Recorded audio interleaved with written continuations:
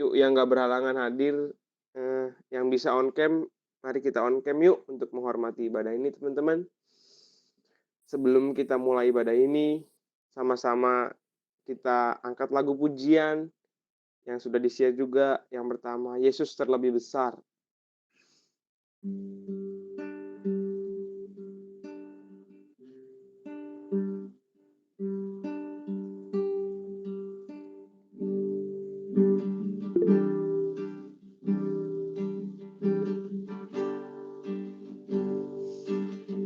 Yesus terlebih besar, Yesus terlebih besar.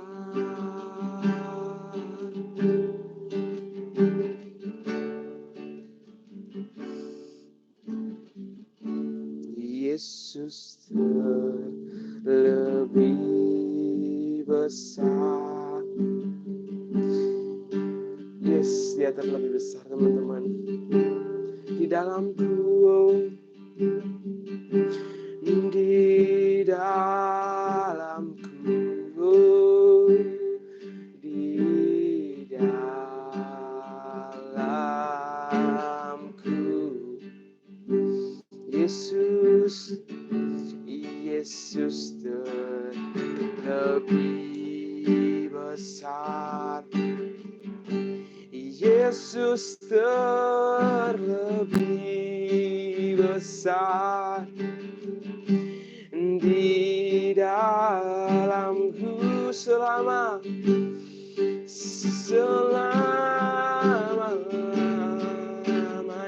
sembah Dia. Sembah Dia. Yesus terlebih besar, kami agungkan nama-Mu Tuhan sore hari ini Tuhan. Kami panjatkan syukur, kami naikkan padamu Yesus. Kita angkat lagu lagi sekali lagi teman-teman. Yesus terlebih besar. Yesus terlebih besar. Di dalamku, di dalamku, di dalamku. Yesus terlebih besar. Yesus terlebih besar. Yesus terlebih besar. Di dalamku selamanya. Di dalamku, di dalamku, di dalamku selamanya. Haleluya. Yesus. Boleh bawa Pendeta Tito, bawa kita dalam doa pembuka. Ya, kita berdoa. Terima kasih Bapa di surga. Kembali kami lagi boleh berkumpul bersama-sama dengan anak-anak-Mu yang ada di CIC Tuhan. Tuhan tolong kami, biar ibadah ini berjalan dengan baik. Hikmat-Mu, Roh Kudus-Mu ada bersama-sama dengan kami. Kami boleh mendapatkan sesuatu lagi dari Engkau ya Tuhan. Semua yang terlibat, yang sudah hadir, yang akan hadir, yang juga menjadi Tuhan Yesus orang merenungkan firman-Mu, Tuhan semua kami diberkati oleh Engkau. Dalam nama Yesus kami bersyukur padamu. Kami mulai ibadah Zoom ini. Haleluya. Amin. Amin. Shalom teman-teman semua, masih semangat. Saya lihat muka-mukanya luar biasa nih, masih pada semangat-semangat sore-sore gini juga ya. Puji Tuhan, mari kita sembah Tuhan sekali lagi teman-teman. Kita angkat lagu pujian Yesus kemuliaan-Mu.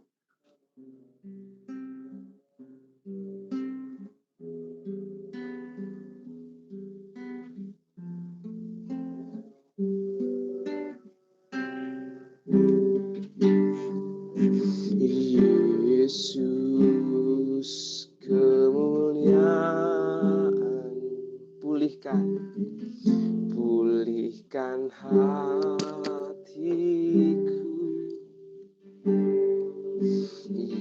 Yesus, kemuliaan-Mu berkati hidupku. Sekali lagi teman-teman, dengan iman kita katakan, Yesus, kemuliaan-Mu pulihkan hatiku. Oh Yesus, Yesus, kemuliaan-Mu, oh, berkati hidupku. Segala pujian,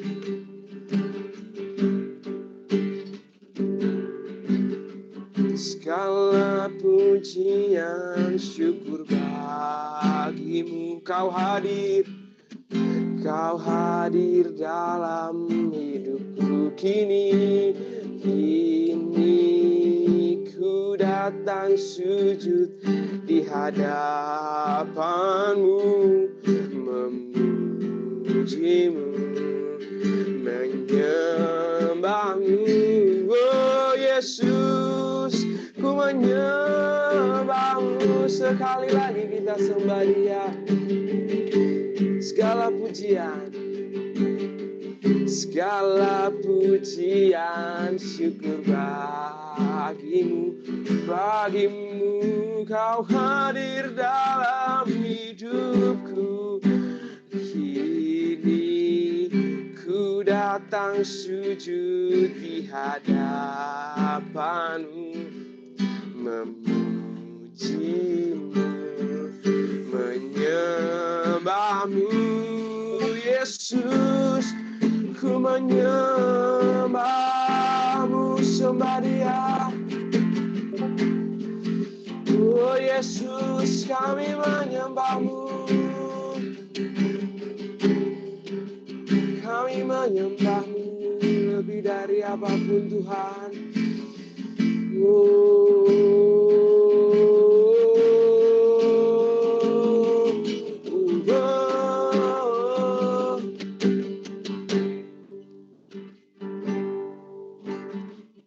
Segala pujian, syukur bagimu. Kau hadir dalam hidupku. Kini ku datang sujud di hadapan-Mu, memuji-Mu, menyembah-Mu. Yesus, ku menyembah-Mu. Yesus, ku menyembah-Mu. Oh Yesus, ku menyembah.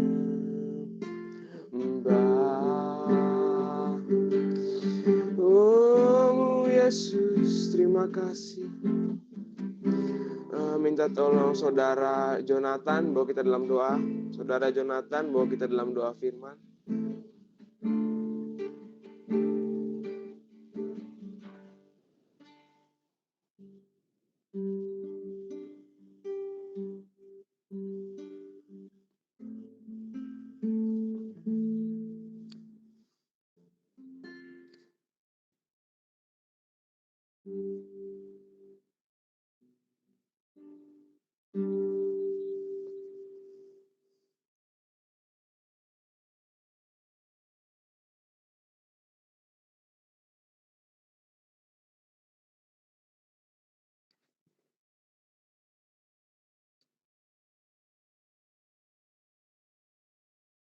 Saya serahkan kepada hamba-Nya.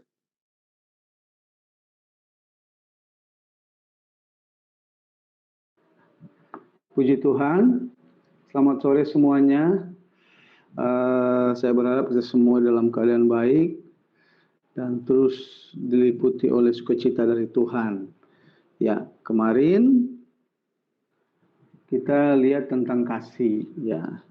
Sekarang sesuai dengan jadwal kita lihat sukacita dan damai sejahtera. Ya, tentu dalam perspektifnya Alkitab, ya. Dalam pengertian di Alkitab. Sukacita, ya. Kegirangan atau hati yang senang, suatu emosi yang muncul dikarenakan mendapatkan hal-hal yang baik, ya, suatu emosi yang muncul, ya, yang keluar dikarenakan mendapatkan hal-hal yang baik, hal-hal yang menyenangkan, ya. Sukacita juga adalah identitasnya orang Kristen. Ya, dari sini saya bisa melihat pada sukacita semua, ya. Nggak ada yang cembetut saya lihat dari sini, ya. Baik yang ceweknya maupun cowoknya, ya, sukacita. Mungkin kalau dalam Alkitab, ya bukan mungkin, dalam Alkitab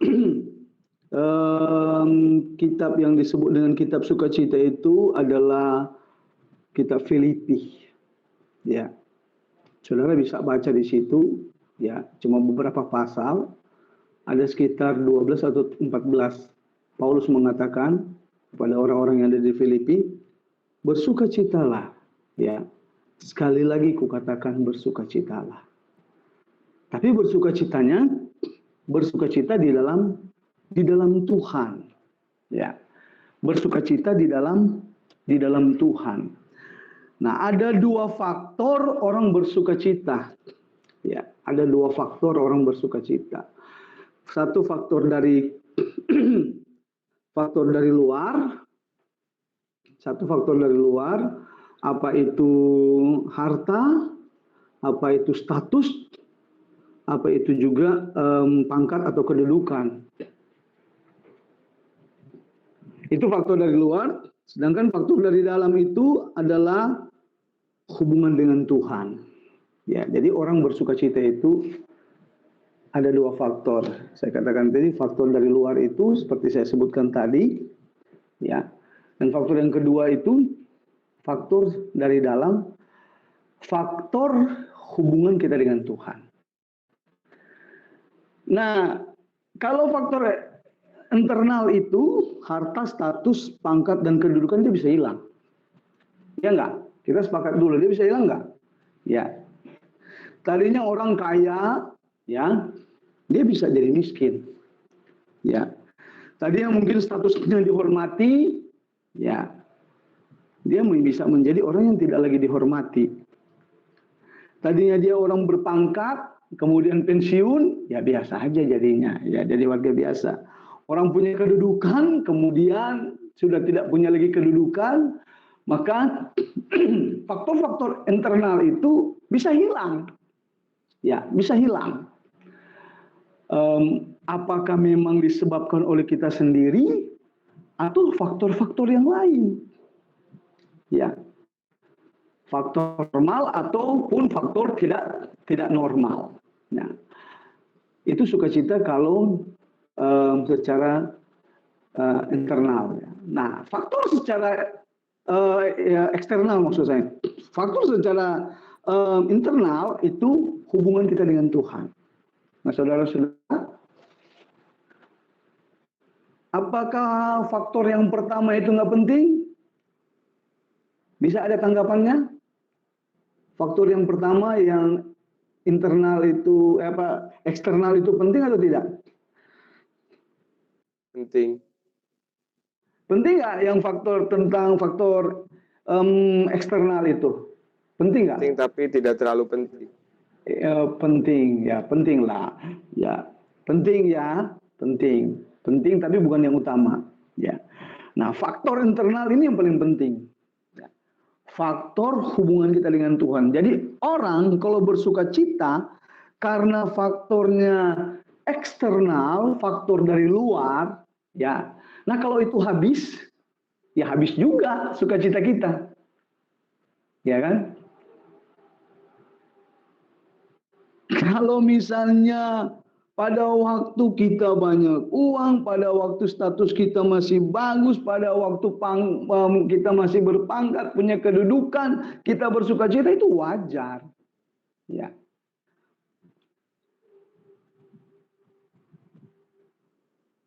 Tetapi faktor yang paling penting, sekali lagi saya bilang, ini faktor internal, hubungan kita dengan Tuhan. Dan ini adalah faktor yang mendasari kita bisa bersukacita.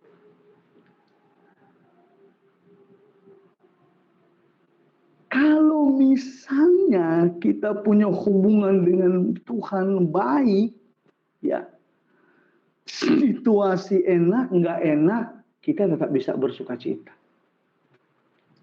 Iya nggak? Kita bisa bersukacita. Kalau kita dasarkan kepada sukacita kita itu hanya tertuju kepada Tuhan, ya, hanya karena pengalaman kita dengan Tuhan, pengenalan kita dengan Tuhan, maka sukacita itu kita nggak akan luntur, nggak akan hilang, ya. Tetap akan ada sukacita itu. Satu perasaan gembira, ya, satu perasaan senang yang muncul bukan karena hal-hal eksternal tadi, tetapi muncul karena hal-hal hubungan kita dengan Tuhan. Ya.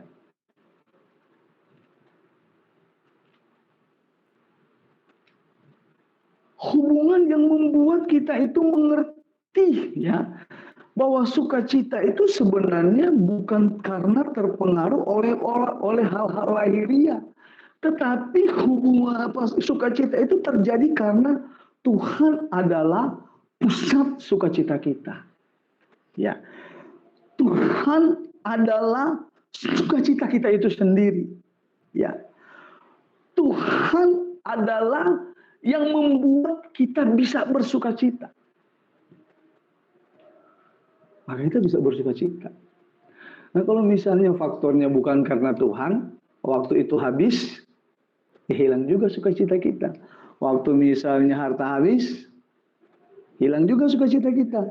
Waktu status itu udah nggak ada lagi, waktu pangkat udah nggak ada lagi, waktu kedudukan udah nggak ada lagi, hilang sukacita kita. Saya bilang faktor eksternal itu penting, dan saya percaya saudara juga kuliah, belajar mati-matian, ya, belajar mati-matian, ya, supaya bisa sukses, supaya punya harta, supaya punya status, supaya punya pangkat, punya kedudukan, itu hal yang baik. Itu hal yang baik. Saya nggak bisa bilang itu nggak baik. Itu hal yang baik. Tapi jangan sampai hubungan kita, sukacita kita dengan Tuhan disebabkan oleh faktor-faktor itu tadi. Kalau misalnya kita lihat apa yang dialami oleh Ayub. Ya, Ayub. Apa yang dialami oleh Ayub? Semuanya diambil. Ya kan? Hartanya, anak-anaknya, istrinya mencemooh dia, dianya borokan, bau, ya nggak tahu kudis kurap atau apa kayak gitu. Saking gatalnya, bukan cuma digaruk pakai kuku. Kalau mungkin kita kalau garuk digigit nyamuk gitu ya, pakainya kuku gitu ya. Paling-paling besar sisir, ya. Tetapi dia sampai pakai beling. Kebayang nggak gatalnya seperti apa itu? Saking sakitnya. Tapi dalam posisi seperti itu, dia tidak melihat, ya, dia tetap percaya kepada Tuhan, sukacitanya tetap ada kepada Tuhan. Ya, dia tetap bisa menyatakan Tuhan itu Tuhan yang rencananya nggak gagal. Saya bilang, ya, Ayub ini sebenarnya kalau mungkin dalam istilahnya sekarang mungkin kelinci percobaannya Tuhan, ya, untuk menunjukkan kepada iblis bahwa ada manusia yang tetap setia kepada dia meskipun faktor-faktor yang penting, yang eksternal itu diambil. Ya. Ini kita bisa jadi contoh. Atau Paulus dalam penulisan dia kepada jemaat yang ada di Filipi, ya, bersukacitalah, sekali lagi katakan bersukacita, bersukacitalah, sekali lagi katakan bersukacita, bersukacita, bersukacita, bersukacita. Tahu nggak dia ada di mana posisinya? Dia lagi dalam keadaan tertawan, walaupun hanya di rumah. Tapi dia sebenarnya posisinya itu ditawan. Tapi dia bisa mengatakan bahwa bersukacita. Artinya sukacita yang ada dalam dia itu bukan bersumber dari hal-hal di luar, tapi bersumber dari dalam sendiri. Hubungan secara pribadi dengan Tuhan. Ya, Saudara Samuel kemarin bilang dia bikin saat teduh, sate, ya, setiap sore. Itu memperkuat faktor internalmu, Samuel. Ya.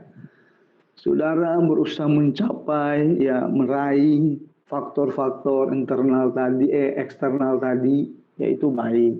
Ya, itu baik. Itu juga untuk mempermuliakan nama Tuhan. Itu juga untuk meninggikan nama Tuhan. Itu juga biar jadi kesaksian. Tapi jangan lupa, sisi internalnya juga harus diperhatikan. Hubunganmu dengan Tuhan gimana?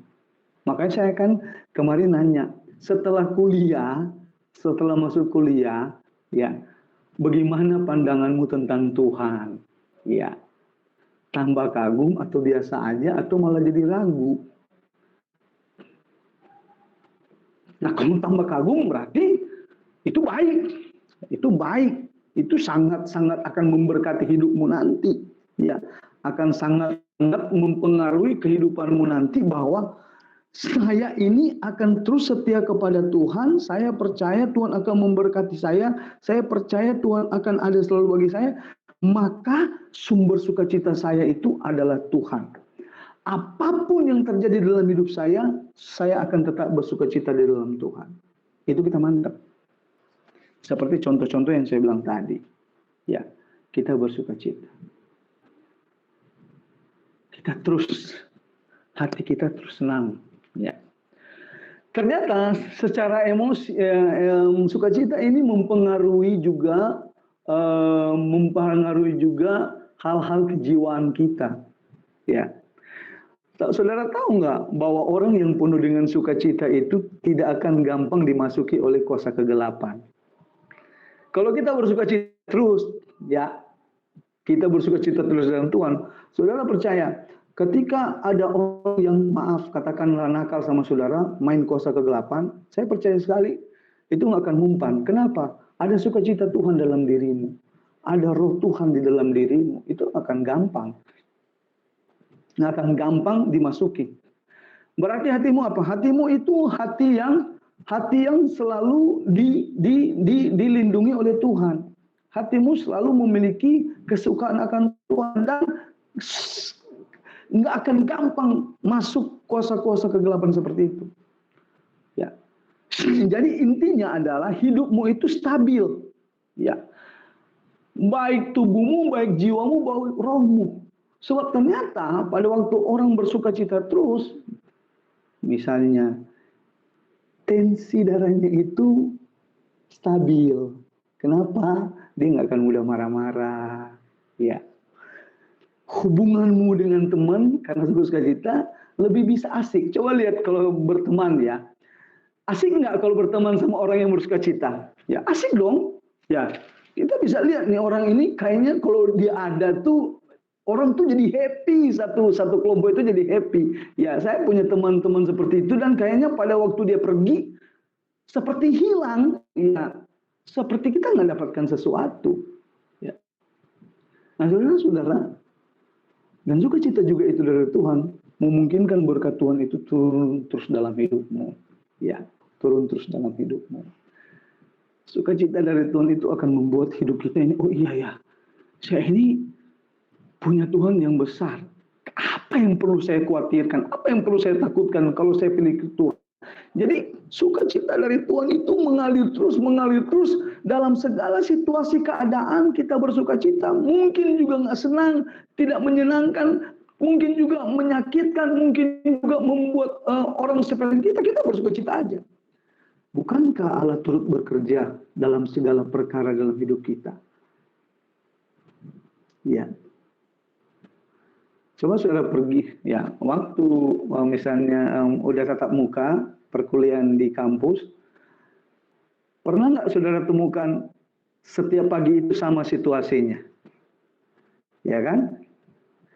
Saudara mungkin yang pakai motor, ya, tadinya lampu merah itu biasa-biasa aja kita lihat, tapi pada waktu mepet, lampu merah kayaknya lama banget gitu ya. Itu hal kecil. Lagi misalnya mau kejar waktu masuk kampus, ya perasaan semua sudah disiapkan dengan baik, tapi ada aja yang ketinggalan. Ya. Dan ada juga orang yang berkata begini, Tuhan saya perasaan sudah berdoa pagi tadi, udah saat dulu tadi, sudah begini tadi, kok ada aja yang hilang sih? Ya. Saya ngelihat seperti ini ya, itu sebenarnya kadar untuk kita bisa melihat sejauh mana kita bersuka cita dalam Tuhan. Hal-hal sepele, hal-hal sederhana. Ya. Dan sukacita yang dari Tuhan itu akan selalu memerdekakan kehidupan kita. Ya. Saya mau cerita saudara-saudara, waktu kira-kira 13 tahun lalu pertama kali saya mendapatkan seorang anak. Ya. Waktu istri saya melahirkan anak. Ya. Sukacita itu luar biasa sekali. Waduh, bukan main. Saya bisa saking bersukacitanya itu di PAD, ruang tunggu, jadi ruang doa buat saya. Di depan ruangan persalinan, saya berlutut. Ya. Saya berlutut. Ya, di meja, di kursi itu, sambil berterima kasih kepada Tuhan, saking terlalu bersukacitanya. Saya dengar dari telinga sebelah kanan saya ini pasti istrinya lagi melahirkan dan kayaknya udah punya anak. Ya. Tapi saudara-saudara, saya mau bilang sama saudara-saudara, kadang-kadang cara Tuhan itu kadang-kadang aneh. Ya. Aneh dalam tanda kutip. Anehnya begini saudara-saudara ya. Tapi kalau saudara-saudara takut akan Tuhan, saudara-saudara akan terus bersukacita dalam Tuhan. Saya sharingkan. Saya punya dua teman, ya, yang dua-duanya sama-sama mengandung. Untuk yang teman cewek ini, dua-duanya mengandung, hampir bersamaan. Maafkan saya, saya sebutnya A dan B ya, A dan B. Si A ini posisinya menikah.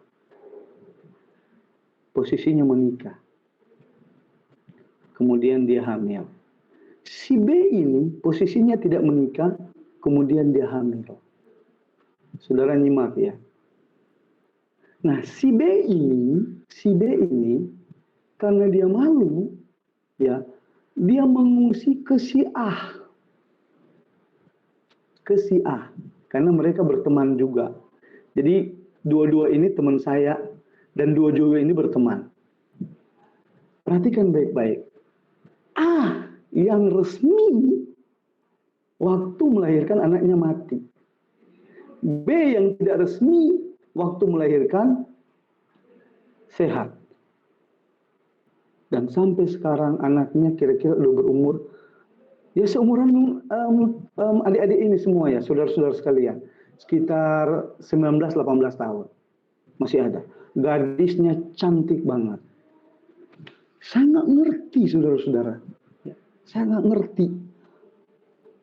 Otak ini nggak bisa ngerti. Kok bisa begini ya? Tahu nggak? Si A ini yang resmi sampai sekarang nggak memiliki anak. Si B ini kemudian menikah resmi. Dia memiliki anak sampai 3. Jadi anaknya 4.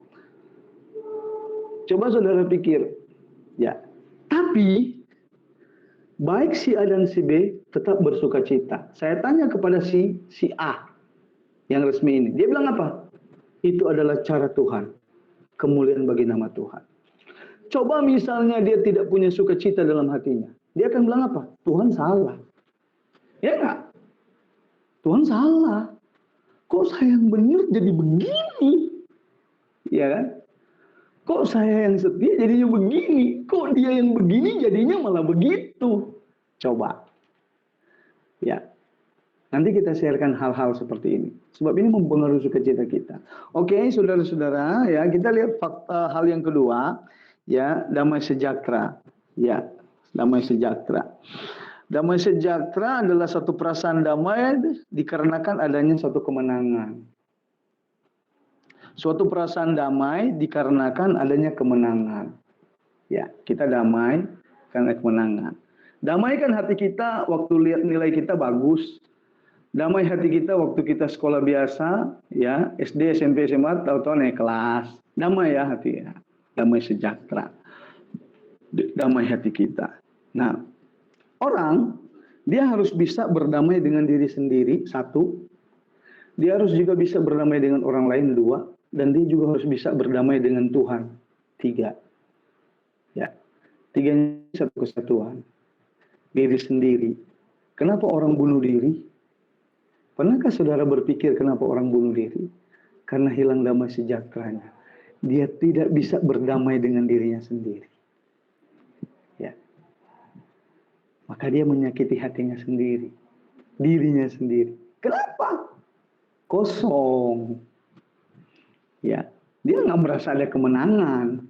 Dia merasa bahwa hidupnya hampa. Dia merasa bahwa hidupnya sendirian. Dia merasa bahwa hidupnya itu nggak punya siapa-siapa. Dia akhir hidupnya. Dia tidak bisa berdamai dengan diri sendiri. Atau ada juga orang yang tidak bisa berdamai dengan orang lain. Ya. Ada juga orang yang susah sekali untuk bisa akrab dengan orang lain. Kalau lihat dia kayaknya lihat sesuatu yang jelek. Ya. Semua yang dia buat jelek aja. Ya. Ada orang seperti itu. Orang kok sirik banget gitu ya. Ya. Dia dapat sesuatu, kita iri. Dia dapat sesuatu, kita cemburu. Ya. Dia dapat sesuatu, kita gimana gitu ya. Ya. Dia nggak bisa berdamai dengan orang lain. Yang ketiga, dia nggak bisa berdamai dengan Tuhan.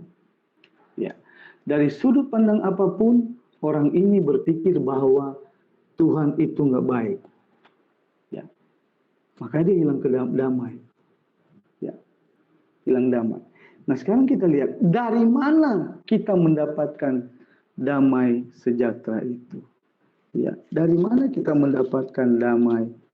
Ya, dari Tuhan itu. Saya ingin kita melihat, saudara, dalam kitab 2 Korintus pasalnya yang kelima, ayatnya yang ke-17. Ya, saya bacakan ya.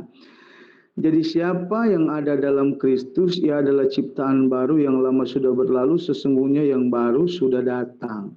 Dan semuanya ini dari Allah yang dengan perantaran Kristus telah mendamaikan kita dengan dirinya dan telah mempercayakan pelayanan pendamaian itu kepada kami.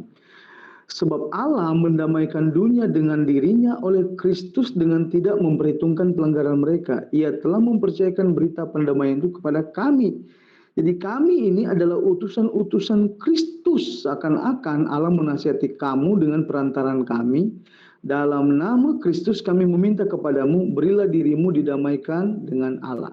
Dia yang tidak mengenal dosa telah dibuat menjadi dosa karena kita, supaya dalam dia kita dibenarkan oleh Allah. Kita lihat kenapa orang bisa damai sejahtera. Karena peristiwa di mana Yesus sudah mendamaikan kita dengan Allah Bapa melalui pengorbanannya di Bukit Golgota, Paskah. Ya. Sehingga orang hidup damai. Tadinya kita berseteru dengan Allah dalam artian dosa sejak Adam dan Hawa itu. Tapi setelah manusia, Setelah manusia mendapatkan pengampunan dosa, pengorbanan Yesus Kristus, maka dia mendapat damai sejahtera. Kenapa? Karena sudah bisa hidup berdamai dengan Allah melalui korban Yesus.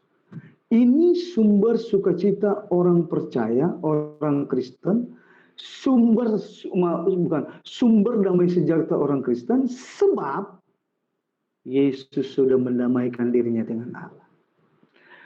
Nah, potensi apa yang kita dapatkan setelah kita didamaikan dengan Allah oleh Kristus? Potensi apa? Apa yang kita dapatkan? Manfaatnya apa? Faedahnya apa? Kita bisa berhubungan dengan Tuhan, dengan Allah Bapa. Yang Paulus bilang kita bisa memanggil dia Aba Bapa, Aba Bapa. Ya, damai sejahtera itu ada dalam hidup kita sehingga kita bisa memanggil Allah itu, Allah Bapa itu dengan Bapa.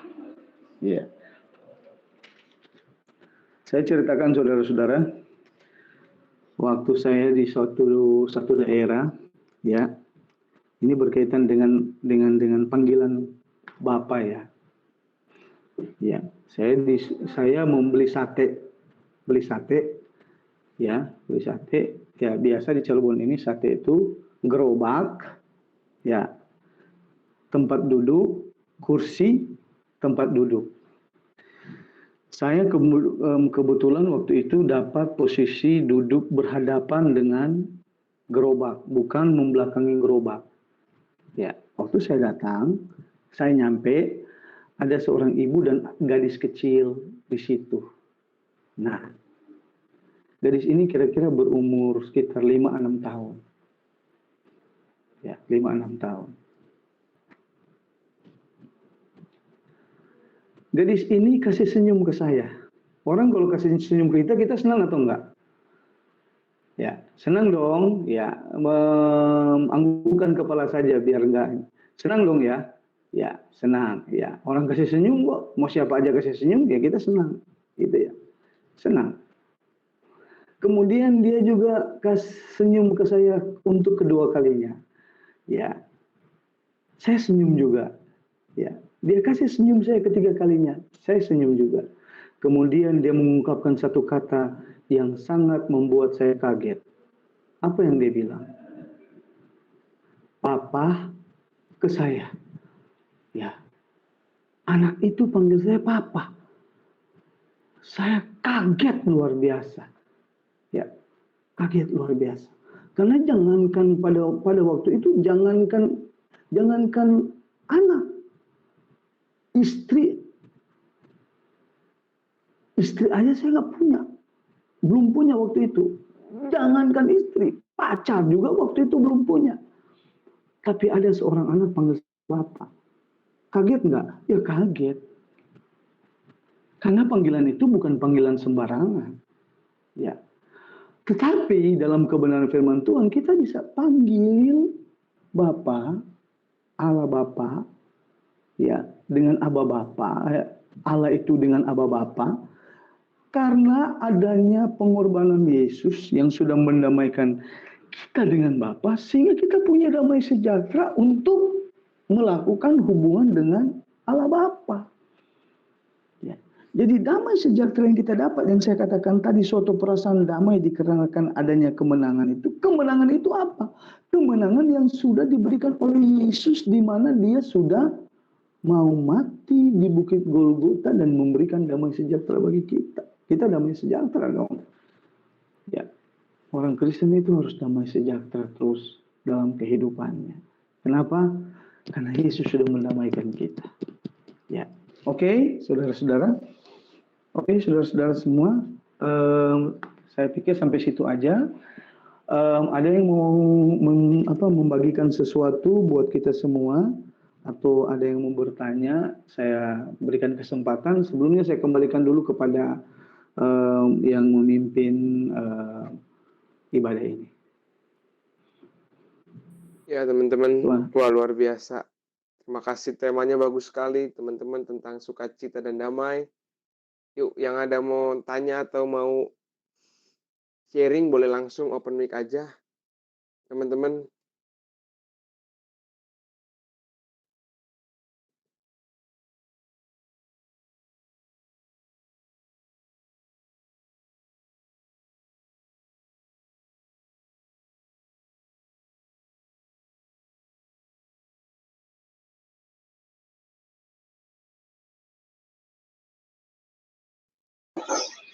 Selamat sore, saya ingin bertanya Pak Pendeta. Ini mungkin di luar topik dari ibadah dan agak sedikit gimana ya, sensitif gitu lah. Begini Pak Pendeta, saya pernah waktu SMA itu mendengar dari 2 orang pendeta yang bilang bahwa kalau kita yang beragama Kristen itu jika ingin masuk surga kita sudah mempunyai tiket, yaitu Yesus Kristus itu sendiri. Sedangkan kalau yang beragama Muslim itu satu helai rambut dibelah 7, dan kalau misalkan beragama Buddha itu ada yang namanya reinkarnasi. Nah, tapi menurut saya itu kalau setiap umat beragama memiliki kesempatan yang sama dalam masuk surga, tidak ada yang dipermudah ataupun tidak ada yang harus memiliki usaha lebih dalam menggapai surga itu sendiri. Saya ingin bertanya pendapat tentang Pak Tito. Iya, Pak. Gimana? Yang terakhir, kalimat yang terakhir. Yang mana, Pak? Yang terakhir aja. Menurut saya itu semua umat beragama itu memiliki kesempatan yang sama dalam mencapai surga. Tidak ada yang dipermudah maupun memerlukan usaha yang lebih dalam menggapai surga. Menurut saya semua umat beragama itu sama. Oke, saya jawab. Saya baru dengar yang bilang tadi rambut, ya yang rambut tadi masuk surga atau apa itu. Kalau kita diskusi tentang agama, bicara misalnya orang masuk surga, selalu ngomong begini. Ada orang begini, banyak cara menuju Roma. Ada orang bilang begini, untuk dapat sampai ke Cirebon, ya, untuk bisa sampai ke Cirebon, nggak perlu mesti melalui Brebes, ya. Dari Indramayu juga bisa, dari Majalengka juga bisa, dari Kuningan juga bisa. Ya, dari Pantura, Laut Utara juga bisa, Laut Jawa bagian utara juga bisa katanya. Oke. Saya kalau misalnya bicara begini, karena saya seorang pendeta, saya cuma pegang seperti ini. Ya, saya cuma pegang seperti ini, bahwa untuk sampai ke surga cuma melalui Yesus. Ya, jadi saya nggak bisa bahas yang tentang agama lain. Ya, karena bukan ranah saya masuk ke sana. Ya, saya cuma bisa bilang bahwa sebagaimana yang firman Tuhan katakan di dalam kitab Ibrani pasal 14 ayat 6, ya.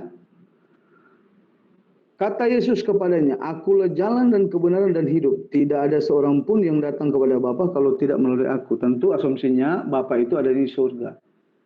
Ya, hanya melalui Yesus. Ya. Jadi, mohon maaf, kawanku, sahabatku, temanku, saya nggak berani berkomentar banyak untuk hal itu. Tapi kalau kamu bilang tentang kekristenan, ini yang saya jawab, gitu ya. Saya takut jawab yang lain-lain karena ini kita di Zoom, ya, iya. Kalau mungkin kita mungkin ada di suatu ruang, ya, saya berani jawab seperti apa ya, gitu ya. Cuma kalau begini, saya jawabnya seperti itu. Tetapkan imanmu dalam Yesus, cuman Yesus jalan kebenaran dan hidup. Nah, saudara, saya mau bilang begini, ya. Kalau Yesus diambil dari Alkitab, Yesus nih diambil dari Alkitab, maka saya bilang semua kitab suci itu jadi sama, cuman bicara tentang moral. Kita cuma bicara tentang moral, kebaikan, ya, kebijakan, ya, kasih. Kita cuma bicara itu. Kita nggak bicara surga, ya. Kita nggak bicara pengorbanan, ya kan? Jadi teman, saya cuma bisa jawab itu ya. Oh, ya gitu ya. Bisa ya? Iya. Oke, ada yang lain mau bertanya?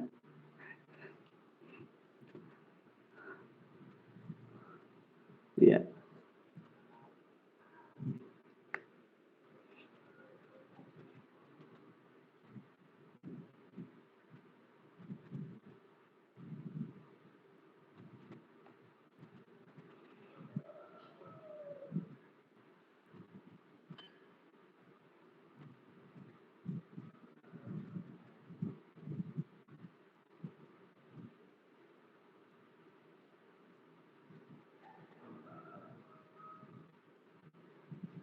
Ya teman-teman, ada yang mau nanya nggak? Kalau nggak ada yang nanya, biasanya Pak Pendeta yang nanya nanti. Ayo Saya ada guys. pertanyaan.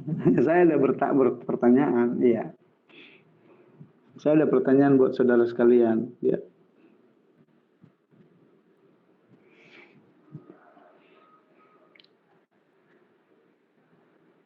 Ya, oke. Di waktu mana saudara semua merasa hilang sukacitanya? Kapan? Di situasi apa gitu? Sukacitanya kok kayak hilang gitu ya? Apa mungkin pada waktu mau makan siang mamanya masak nggak seperti yang diharapkan? Atau saya masih ngantuk sudah dibangunin? Simpel-simpel ya. Atau celana yang saya sudah setrika, sudah bersihin, tahu-tahu adik ternyata bukan pakai main tak jadi kotor, ya. Atau mama papa kurang kasih perhatian, atau ketika kunci motor, kunci mobil diambil, atau pada waktu minta duit, pada waktu minta duit orang tua nggak kasih duit, waktu mana sukacitanya hilang? Itu pertanyaan yang sudah dibantu jawabannya sebenarnya. Tinggal bilang kan, oh si ini, waktu ini, katakan. Ya. Supaya sukacitanya nggak hilang, saya kasih tipsnya. Baca situasinya. Iya kan? Baca situasinya. Ngerti nggak? Ya. Baca situasinya supaya sukacitanya nggak hilang. Misalnya, waktu minta duit, mama atau papa nggak kasih duit. Situasinya baca dong. Oh iya, mama ini tanggal tua. Iya dong. Ini tanggal tua. Supaya sukacita nggak hilang. Ya. Atau waktu misalnya masih pagi, masih pengen tidur, tahu-tahu mamanya bangunin, cuci piring, nyapu, ngepel, pahami situasinya. Apa situasinya? Maaf, oh iya di sini nggak ada pembantu ya, di rumah ini nggak ada pembantu. Kan kasihan mama papanya kerja sendirian, iya kan? Supaya sukacitanya nggak hilang. Ya saya pikir, ya saya yang kasih pertanyaan, saya yang kasih solusinya, saya yang kasih jawabannya. Ya supaya nggak hilang, ya supaya nggak hilang. Itu hal-hal biasa, ya. Jadi supaya kondisinya tetap stabil, situasinya dibaca, dipahami. Oke. Ya, Saudara Kefas, dipimpin lagi, ada yang mau bertanya? Ya teman-teman, ada lagi yang mau bertanya, langsung open mic aja, nggak usah malu-malu, nggak apa-apa teman-teman. Saya ingin bertanya kembali, ini kan saat itu kan kakak saya dengan mama saya itu kalau berantem wah lumayan besar ya Pak Pendeta. Jadi kayak walaupun sudah saya lerai itu kayak masih aja terus sampai saya itu pernah saya sampai melukai diri saya untuk memukul kaca itu baru konfliknya itu tuh berhentilah, reda, baru mereka pada diam, jadi harus saya terluka dulu dan sekarang akhir-akhir ini terjadi ribut lagi.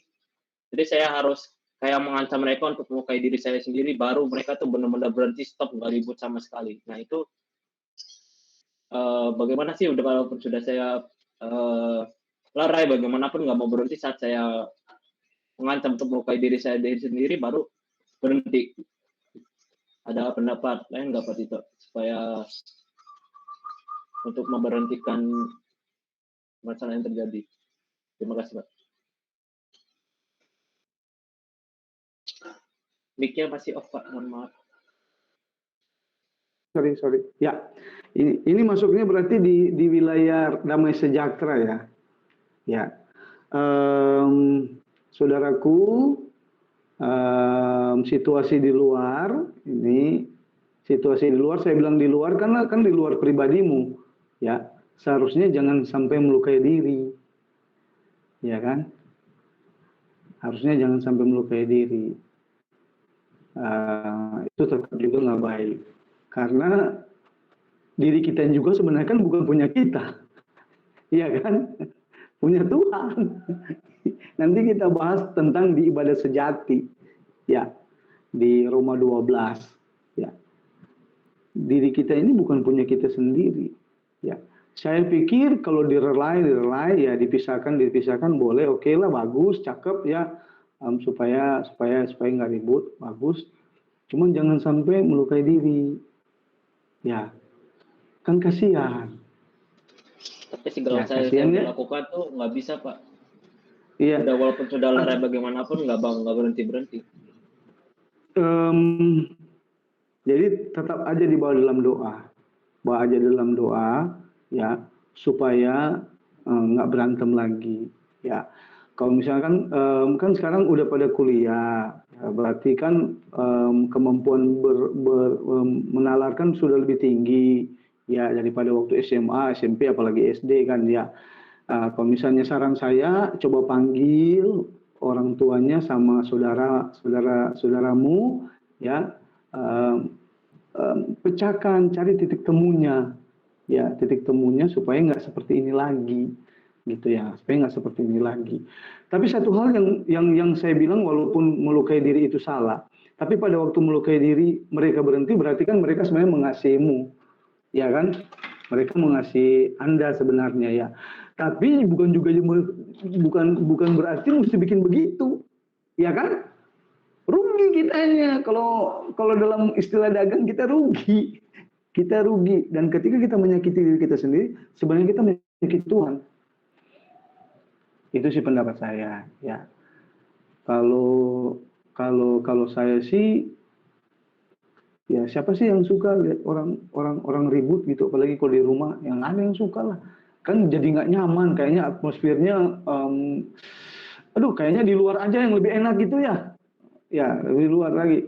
Tapi meskipun begitu, saran saya kepada saudara tadi yang bertanya, jangan sampai keluar melakukan hal-hal yang tidak baik.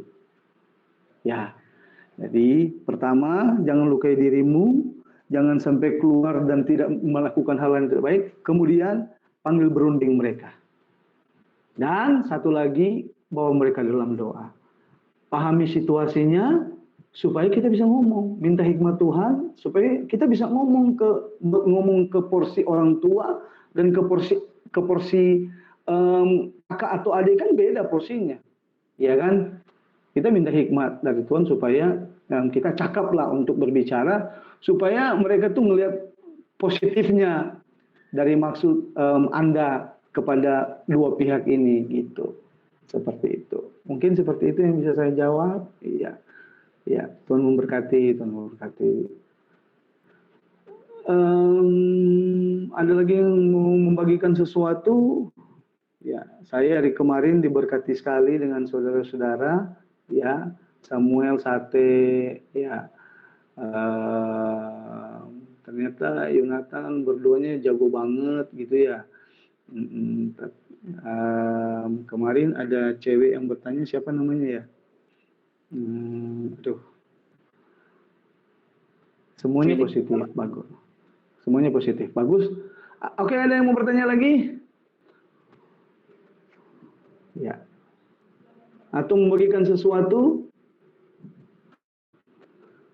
Atau mau bilang apa yang saya bahas kurang, ada yang menambahkan, saya dengan senang hati akan menerimanya. Ya, karena kita sama-sama belajar. Ya. Andi, menurut saya Pak Pendeta, atau menurut saya Saudaraku, saya punya ini, nggak apa-apa, gitu, nggak apa-apa. Kan saya dapat sesuatu, ya kan kebuka lagi. Mm.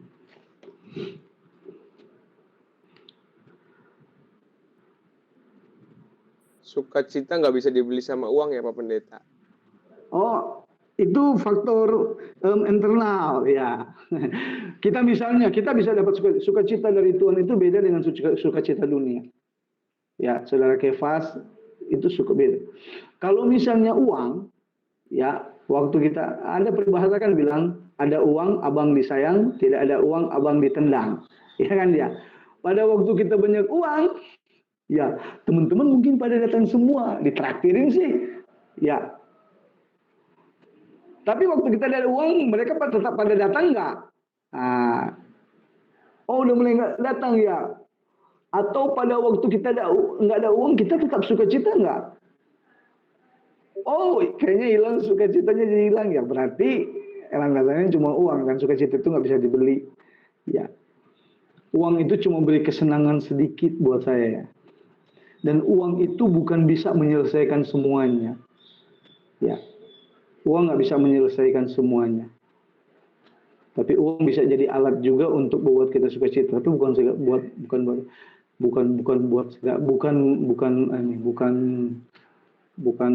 sukacita itu sendiri, uang itu. Ya. Masa sukacita kalau uang kita nggak punya uang, kemudian kita jadi nggak punya Tuhan, ya kan? Tapi Tuhan mengerti kalau kita nggak punya uang.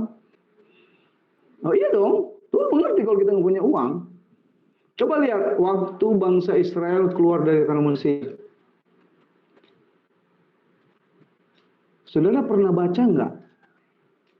Ya, Tuhan kasih bangsa Mesir hati yang baik sekali sehingga pada waktu bangsa Israel keluar dari Mesir, waktu mereka minta sesuatu kepada teman-teman mereka orang Mesir, dikasihin semua. Coba saudara baca itu. Peristiwa keluarnya bangsa Israel dari tanah Mesir. Tuhan ngerti dong. Mereka nggak mencuri. Bangsa Israel nggak mencuri. Nah, mereka budak kan? Budak kaya nggak sih budak? Nggak ada budak kaya. Ya, mereka budak dan pergi ke tanah Kanaan itu untuk jangka waktu yang lama itu ternyata Tuhan tahu mereka perlu perbekalan. Maka kemudian Tuhan kasih hati yang baik kepada semua orang Mesir. Waktu bangsa Israel pulang, saya minta ini dong, saya minta ini, saya untuk ini, saya minta ini dong. Dikasih semua. Coba baca. Sehingga amunisi keuangannya itu terpenuhi. Mereka jalan masuk. Jadi mereka tuh kaya, bukan cuman karena punya ternak, tapi mereka juga kaya karena punya uang emas. Ya, terlebih mereka kaya akan penyertaan Tuhan berupa tiang api dan tiang awan pada siang dan malam hari. Ya, itu. Jadi uang bukan segala-galanya, tapi Tuhan mengerti kalau kita nggak punya uang. Kalau kita nggak punya uang, gimana bisa bayar uang kuliah? Coba, ya kan?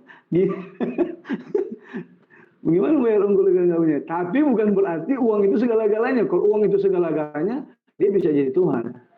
Ada orang loh nggak ada uang bisa sakit, nggak ada uang bisa sakit. Ya, nggak ada uang dia bisa sakit. Kenapa? Terlalu tergantung kepada uang. Saya harap sih saudara-saudara sekalian nggak seperti itu. Ya. Oke, ada lagi? Baru sejam.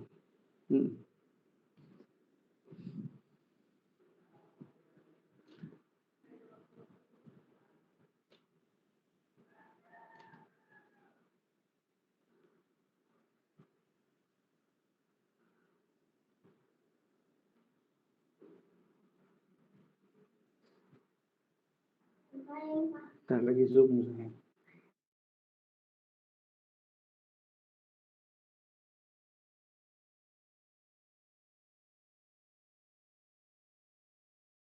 Ya teman-teman masih ada yang mau nanya?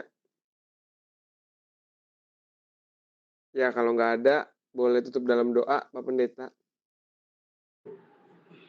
Ya, Mari kita tundukkan kepala, kita berdoa. Tuhan, terima kasih untuk pertemuan yang indah yang Engkau kerjakan bagi kami sore hari ini, Tuhan. Kami membahas tentang sukacita dan damai sejahtera yang terdapat di dalam firman-Mu, terkhusus Galatia pasal 5 ayat 22 dan 23. Buah-buah roh. Tuhan, kami mau hidup kami berbuah ya Tuhan. Kami mau hidup kami lebih dekat kepada Engkau. Kami mau hidup kami berkemenangan dalam Engkau ya Tuhan. Kami mau hidup kami penuh kasih, sukacita dan damai sejahtera yang dari Engkau ya Tuhan. Dalam pertemuan-pertemuan berikut kami juga akan belajar bersama tentang hal-hal yang lain. Tuhan tolong kami, Tuhan berikan kemenangan bagi kami, Tuhan kuatkan kami, Tuhan sehat-sehatkan kami, Tuhan berkati kami Tuhan. Terima kasih Tuhan Yesus. Kalau mungkin ada yang lain yang ada masalah secara pribadi Tuhan, kami tidak perlu sebutkan satu persatu, tapi Tuhan Engkau tahu ya Tuhan. Engkau mengerti semua yang kami alami ya Tuhan, semua yang kami hadapi ya Tuhan, baik diri kami, lingkungan kami atau keluarga kami Tuhan. Satu hal, dalam menjalani hidup sehingga sukacita dari Engkau, damai sejahtera dari Engkau hidup dalam hidup kami Tuhan. Terus berkarya dalam hidup kami. Kami menjadi pribadi yang tumbuh dalam karakter Kristus sehingga kami menjalani hari-hari kami menjadi hari-hari yang ada penyertaan dari Tuhan. Terima kasih Tuhan, berkati kami semua yang hadir, berkati yang menjadi host, berkati CIC Tuhan, berkati semua mahasiswa yang ada di CIC Tuhan. Berkati semua Tuhan Yesus, para dosen, staf ya Tuhan Yesus di CIC ya Tuhan. Bahkan pemilik juga CIC, Tuhan memberkati Tuhan. Terima kasih Bapa di surga. Terima kasih Tuhan Yesus. Kami berdoa buat setiap orang tua daripada anak-anak ini. Tuhan berkati mereka. Setiap mata pencarian usaha mereka, Tuhan berkati dalam nama Yesus. Apapun bidang usaha mereka, Tuhan berkati buka jalan Tuhan. Nyatakan pemeliharaan-Mu, nyatakan anugerah-Mu, nyatakan berkat-Mu bagi setiap kami. Sebab kami tahu, sedangkan Engkau bisa menyerahkan anak-Mu Yesus Kristus untuk kami di Bukit Golgota supaya kami bisa selamat Tuhan. Apatah lagi hal-hal yang lain. Kami percaya semua hal-hal itu adalah hal-hal yang bisa Engkau kerjakan bagi setiap kami. Terpuji nama Tuhan, kami bersyukur padamu. Dalam nama Yesus, kami berterima kasih padamu. Haleluya, haleluya. Amin. Oke. Tuhan Yesus memberkati kita semua ya. Tuhan Yesus memberkati semuanya. Tuhan Yesus berkati teman-teman. Tuhan Yesus berkati Pak Pendeta. Tuhan berkati. Ya, Tuhan Yesus berkati. Oke.